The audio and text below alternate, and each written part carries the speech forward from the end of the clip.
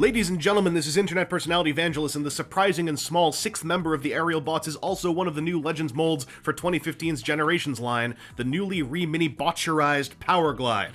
This is, what, the 3rd specifically Powerglide mold to come out in the last 7 or 8 years? Is he necessary? Is he aerial bot? Away we go!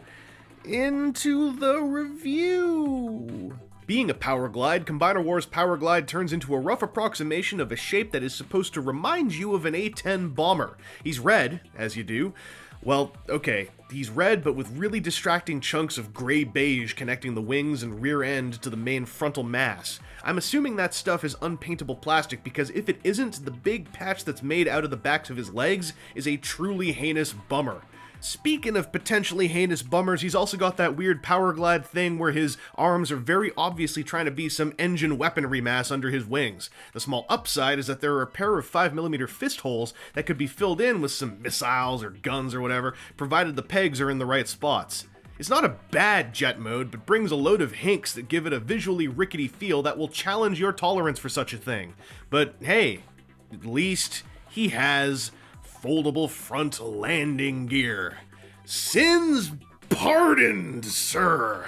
If there's one thing that Combiner Wars Powerglide's transformation does, it is the shameless way that it leans hard and ball-jointedly into the original G1 Minibot's conversion scheme. The arms and legs are made from all the same parts, albeit with a few modified maneuvers, and some pretty great tabs and slots. Avoiding the G1 figure's balloon head, this Powerglide sucks some cockpit mass into his chest to finish off the transformation and soar into the robot mode horizon. This is a kind of gorgeous-looking G1 Powerglide. He's got bulbous forearms, yes, and a weird butt plate and giant pod things sticking off of his shins, but it all screams Powerglide in the loudest and proudest way it can. I feel like all the aesthetic marks were nailed here, creating one of the cleanest classic Powerglide figures seen to date.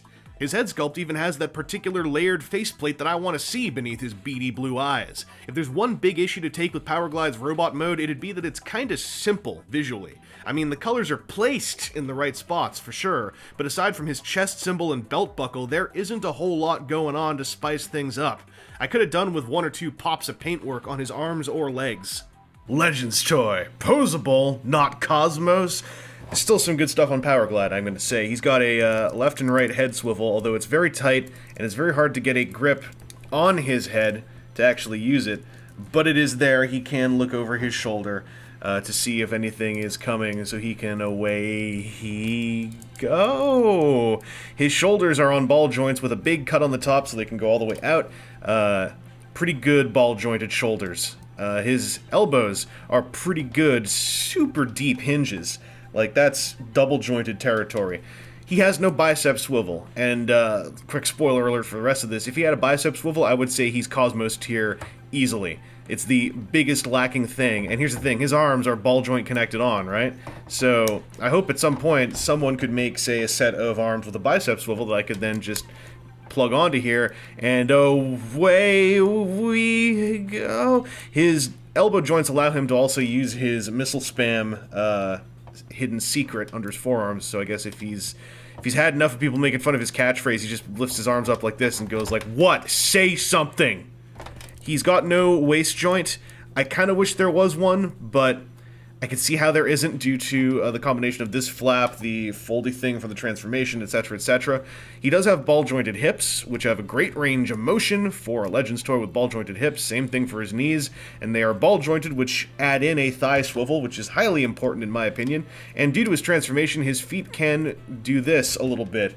They can't go the other way. He can't point his toes, but hey, if you need one of his feet to be bent in a touch, then hey, look, he can pull it off. Powerglide's Poseability is pretty good. I spent about a week after I got him griping about his arms and how there's no bicep swivel, but once I got over that, I really enjoy him. He's got all the Poseability that he needs to be a good Legends toy. He outdoes some of the other Legends toys of the last few years. He really only runs into a wall when you compare him to Cosmos, and I just need to stop comparing Legends toys to Cosmos.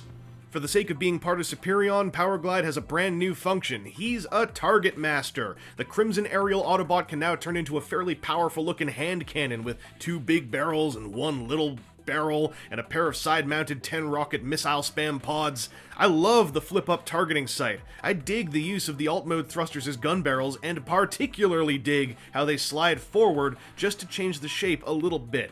It's also a great touch of geometry having the landing gear size to fit into 5mm peg holes as a gun handle. There are two major negative points on this gun mode though. Firstly, Powerglide's legs tab together, but otherwise are free flopping if you bump the front half of the gun with your fingers at any point in time. I could have used one last bit of parts lockery. I did luck out in that the legs tab together solid on my copy of the toy, but many other people haven't been so lucky, with the front of the gun mode shredding apart at the slightest provocation.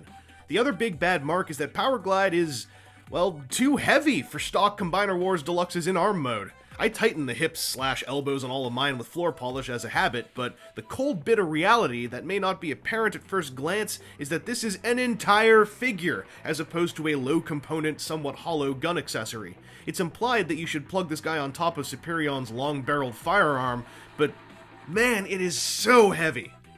This is a great Powerglide. If he had bicep swivels or a waist swivel, I'd happily call him a must-buy figure, leg tab tolerances aside. As it is, he's still well worth your consideration if you're looking to add a Powerglide to your collection. But as an aerial bot and as a part of a Combiner Wars team, he's the epitome of unnecessary. He doesn't look amazing with the rest of the team in either mode, and his well-intentioned and decently executed gun mode is basically a big hindrance to Superion's combined form, unless you're a crazy floor polish tightener like me. If you came to this party for Scramble City alone, Powerglide's a fun tourist that you won't miss if you kick him off your bus. And honestly, he keeps saying that stupid catchphrase, just kick him hard right in the butt. Anyway, this has been Internet Personality Vangelus, and those are the Wave 1 aerial bots. At this point, I'd usually say, Air Raid when? But as of April 2015, I can finally say, Air Raid now.